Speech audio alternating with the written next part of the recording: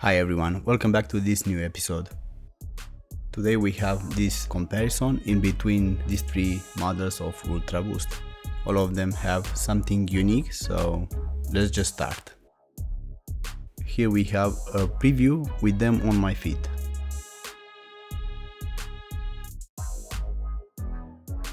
And we start with the beige one just to see a bit how is the construction and how is the quality overall.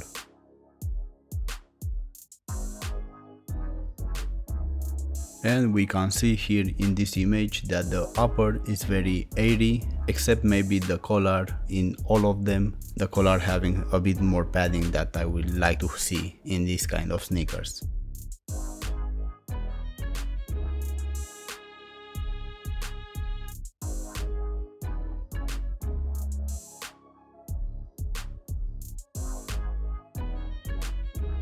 In this shot we can see the sole. I have to say that this outsole is the same in all these models, so no difference there. And under we can find the midsole, which is this boost material. In all these models they have 22 on the heel and 12 in the toe box. And I wish they had a bigger stack, honestly, because 22 with 12 is not much for that midsole to have a great cushioning, you know.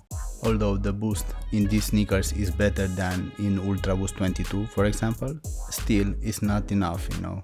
Basically, if you have over 65 kgs or 140 pounds, you will need more. The tips on these laces, I think they are a bit too thin in comparison with the rest of them. Here we have the second pair. We can notice that in this model they have some rubberized stripes. I didn't have any issues with them, so I think they are made only for the design, not really sure.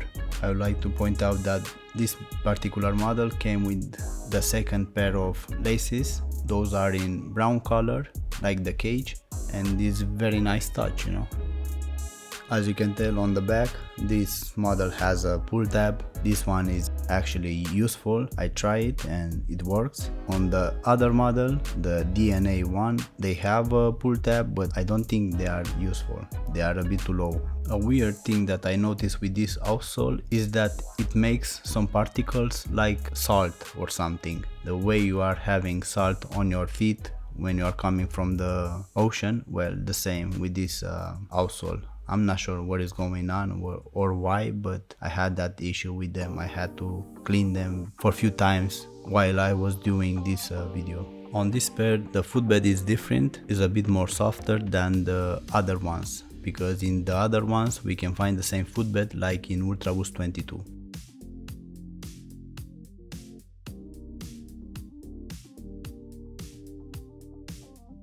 And finally we can see the DNA 1.0. I love this colorway. I think it's awesome for the summer, so I think you will enjoy it if you choose this one. Also remember that this pair is unisex, so you can find sizes for both men's and women's.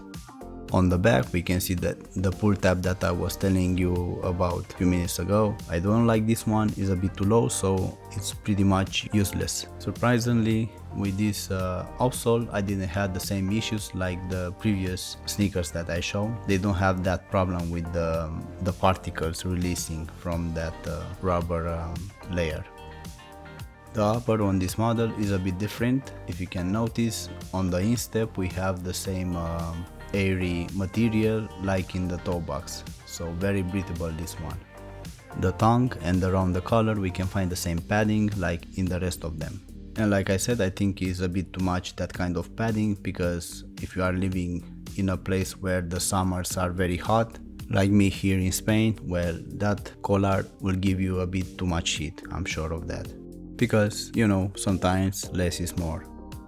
In this shot we can see the second sneaker of this pair, because we want to see both of them what colors they have. Because the left and right in this pair the colors are different. About the insoles, they are the same. I don't know if I said it already. You can see here they are exactly the same model, only the colors are a bit different from all these three pairs.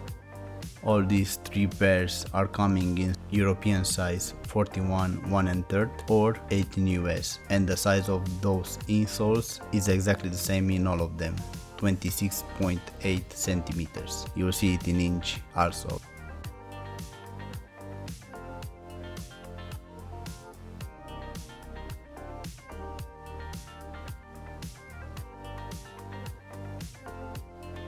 Here we can see the interior. Like I said, is very similar with the one we've seen in Ultraboost 22. It's very hard, that one. I don't like it. I think it's useless, so they should get rid of that one. This is the pull tab. Like I said, it's not good because it's too low, unfortunately.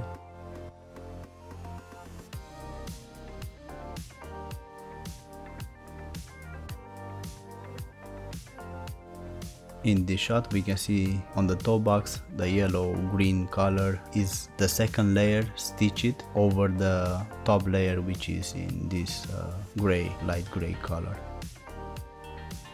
The logo on the tongue is reflective. Maybe I will add a picture or something to see it a bit better, or maybe in another shot when we have some on-field shots. Here we have a comparison in between these two tips. I will say that the one from DNA1 is 2 times the thickness of the other one from DNA 5.0.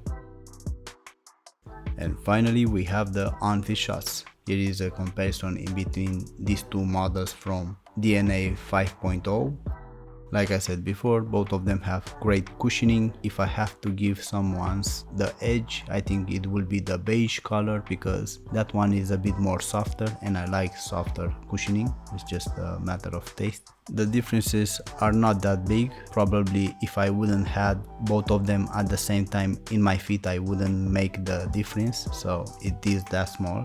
If I'm not mistaken, these days they have some on sales going on the website, on the official website, so this is a perfect time to buy them if you have the chance to find them in your size.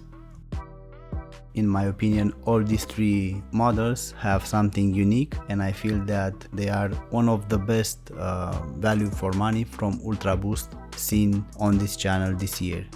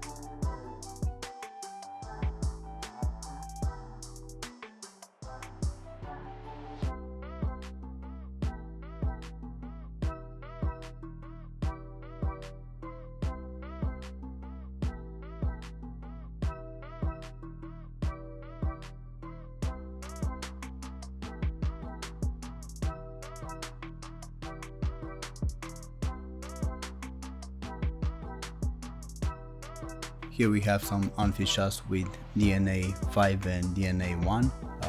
The best comfort you will get from DNA 5 in matter of cushioning, because they are a bit softer, but it's very small difference. One problem that I had with DNA 1 is that the opening is a bit small. So for my feet, I had a bit hard time to get them inside, my feet, because the opening is not as big as the one from DNA 5. I don't know if it's a problem only on this pair that I got or all of the DNA 1, but in this case for me it was a bit too small, that opening. So if you have wider feet or a bigger instep, you will have probably this problem. Not a huge deal, because once you have them in your feet they are okay, they are great, but it's something to keep in mind.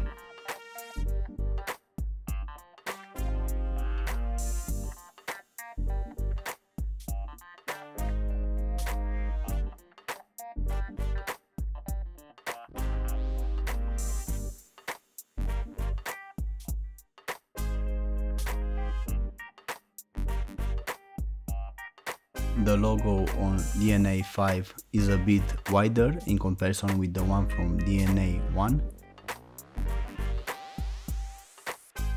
In the shot they are exposed to light. You can see it a bit that they are reflective. They are not so reflective, but still here are with the flash off.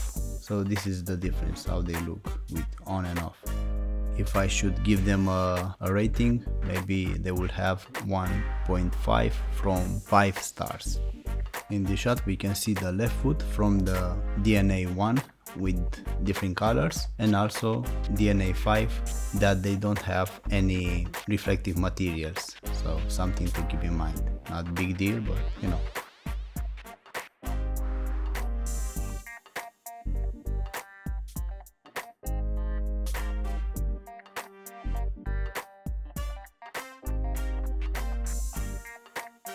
In between these two, the comfort is better in DNA1 in my opinion, not by much, but they have the edge.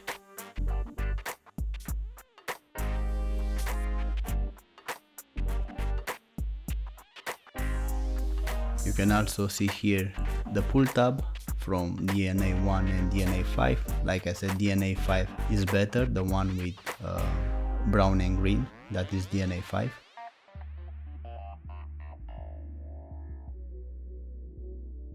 Obviously there is no one clean winner. All of them have pros and cons, so you just pick the color you like more basically and you're good.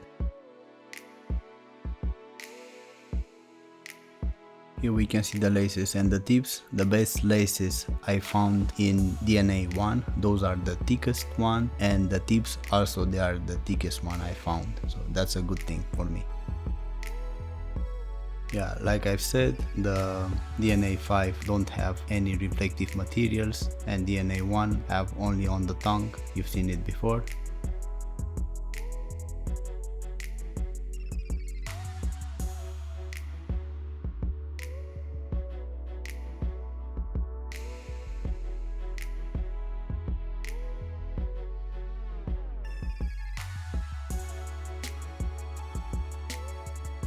In this shot we can see the beige color, that they are glowing in the dark. That's a secret. You won't see it only if it's dark enough and if you are charging them with your flashlight. I hope you enjoyed this episode. See you next time. Have a nice day. Take care of you.